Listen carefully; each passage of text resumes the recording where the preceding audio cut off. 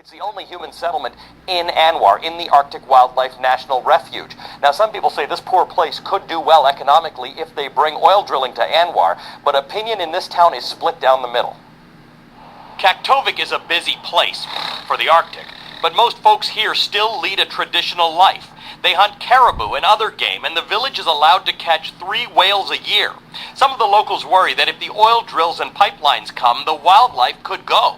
But longtime resident Myrtle Siplu thinks oil drilling in the Arctic National Wildlife Refuge, ANWAR for short, will bring jobs to this part of Alaska. Me, I got 3 jobs right now to take care of myself. So if ANWAR opens, we can stick to one job for a long time. She's seen those jobs. They've been drilling for oil in other parts of Alaska for 30 years, nearby, but never actually in ANWAR itself. This is all part of the North Slope oil field, where 700,000 barrels a day are pumped out of here, shipped by pipeline to Valdez, Alaska, where it is then sent to the rest of the United States. But production here has been declining for 20 years. There's more oil in ANWAR, no one knows exactly how much, and it's off limits. And these days, talk of drilling in ANWAR is growing, along with worldwide demand for oil.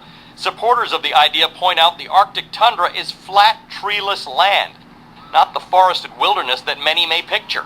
No one's advocating opening up all of ANWAR. The potential drilling area is about the size of the state of Delaware.